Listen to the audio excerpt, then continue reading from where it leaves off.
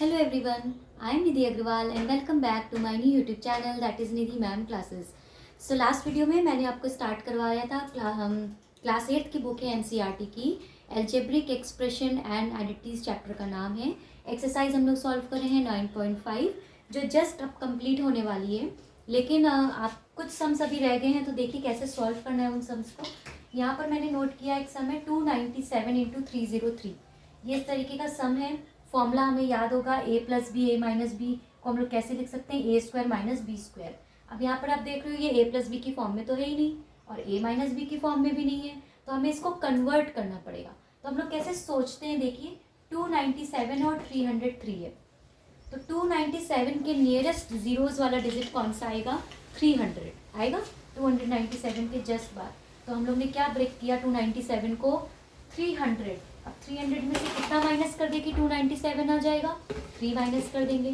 तो सेम यहाँ पर देखेंगे 303 का ब्रेकअप क्या हो जाएगा, 303 के बिल्कुल नियरेस्ट आता है 300, तो 300 में क्या प्लस कर देंगे कि 303 आ जाए, तो 3 प्लस कर देंगे। जैसे ही हम लोग एक ब्रैकेट लिख लेते हैं उसके बाद हमें ये सेकंड ब्रैकेट को सोचना नहीं पड़ता है, क्योंकि 300 माइनस 3 हम लोग ने सोचा उसी को हम लिखेंगे और उसमें प्लस का साइन लगा देंगे। अगर पहले ब्रैकेट में माइनस आया तो हम इसमें प्लस लगा देते हैं और इसमें प्लस आता है तो हम लोग इसमें माइनस लगा देते हैं। फिर से देखिए एक बार ये समझ में आ जाएगा ना तो आप लोग को ये क्वेश्चन बहुत ईजी लगने लगेगा।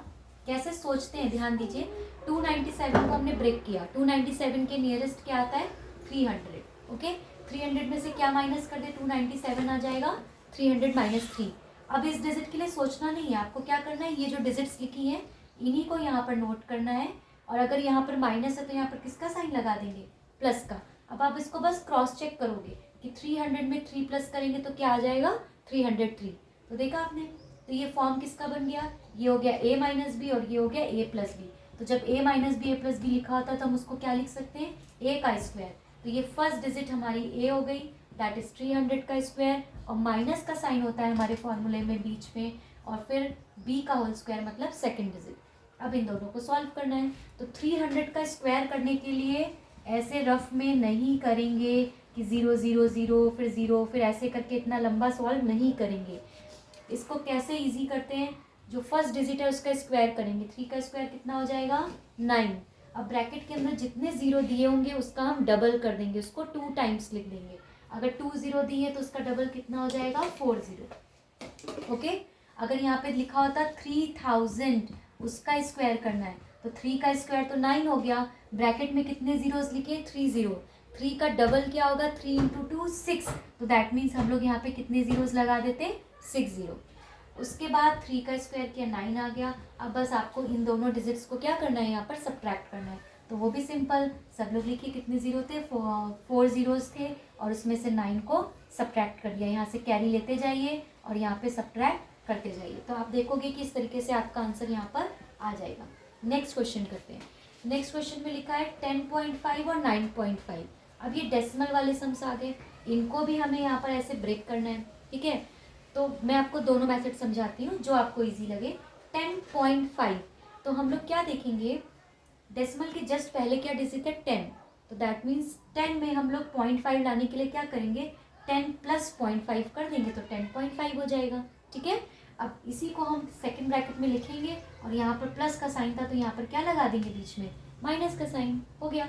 अब आप इसको क्रॉस चेक कर लो, 10 में से अगर आप 0.5 माइनस करोगे तो आपको क्या मिल जाएगा 9.5।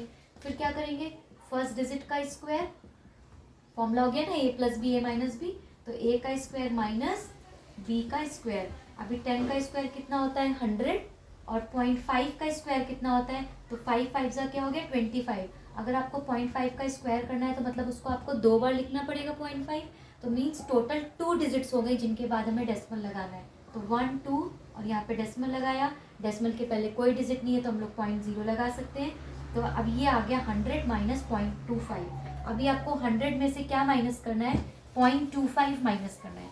वो कैसे करेंगे, अब इस 100 में तो डेसिमल लगा नहीं है तो हम लोग 100 को क्या लिख सकते हैं 0.0, लेकिन यहाँ पे 0.25 है, 0.25, तो इसके ऊपर हमने एक और जीरो लगा दिया।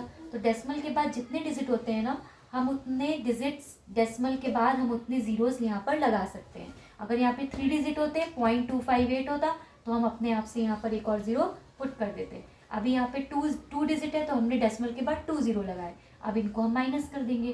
तो आप जैसे कैरी लेते हैं ना हम लोग, वैसे ही कैरी लेके माइनस करेंगे। तो यहाँ पे हो जाएगा 9 7, फिर यहाँ पे हो जाएगा 9 और यहाँ पर हो जाएगा आपका 99.75। तो आप जब इसको प्लस करोगे तो आपका आंसर आ जाएगा 99.75। ये इसका फाइनल आंसर आ गया। ठीक है, तो आपने देखा इस टाइप के सम्स कैसे होते हैं। तो यहाँ पर जो डेसिमल वाले थे, एक तो मेथड ये होता है। अब दूसरा मेथड और कैसे सोच सकते हैं, कैसे उसको ब्रेकअप कर सकते हैं, आप देखिए। मैंने आपको बताया कि जैसे जो डेसिमल वाले सम्स होते हैं, आप उनमें इमेजिन कीजिए कि डेसिमल है ही नहीं। अगर ये डेसिमल नहीं है तो ये क्वेश्चन क्या बन जाएगा, 105 × 95, ये क्वेश्चन बन जाएगा। अब 105 को जब आप ब्रेक करोगे तो आप क्या लिखोगे, 100 + 5।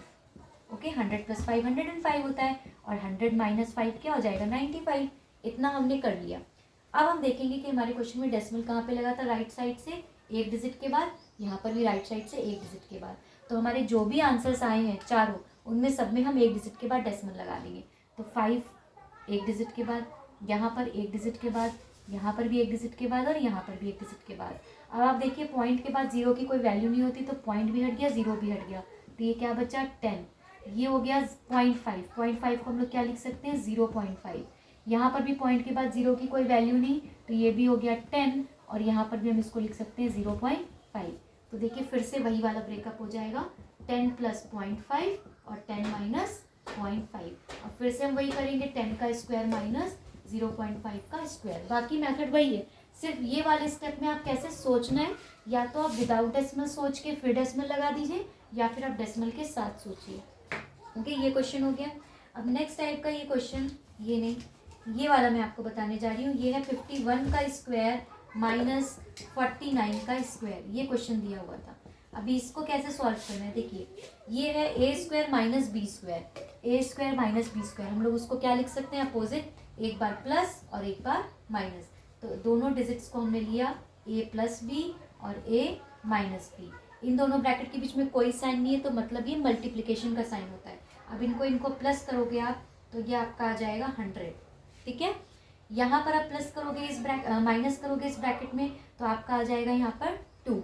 अब इन दोनों ब्रैकेट के बीच में कोई साइन नहीं है, तो नेक्स्ट स्टेप में हम लोग कौन सा साइन लगा देंगे, मल्टीप्लाई का। तो यहाँ पर आपका फाइनल आंसर आ गया 200। ठीक है, नेक्स्ट टाइप का क्वेश्चन है डेसिमल वाला, वो मैं आपको नेक्स्ट वीडियो में बताऊंगी अच्छे से एक्सप्लेन करके। तो ये आपको समझ में आया, a² - b², एक बार प्लस एक बार माइनस, फिर यहाँ पर हमने दोनों को प्लस किया, यहाँ पर दोनों को माइनस किया। अब इन दोनों ब्रैकेट के बीच में किसका साइन होता है, मल्टीप्लाई का, उसको मल्टीप्लाई कर दिया, ये फाइनल आंसर आ गया। नेक्स्ट वीडियो में मैं आपको इसी के डेसिमल वाले सम्स और एक पार्ट और बचा है वो एक्सप्लेन करूँगी। तो मिलते हैं नेक्स्ट वीडियो में, तब तक प्लीज़ आप सब मेरे चैनल को सब्सक्राइब ज़रूर कीजिए। Thank you so much, bye bye.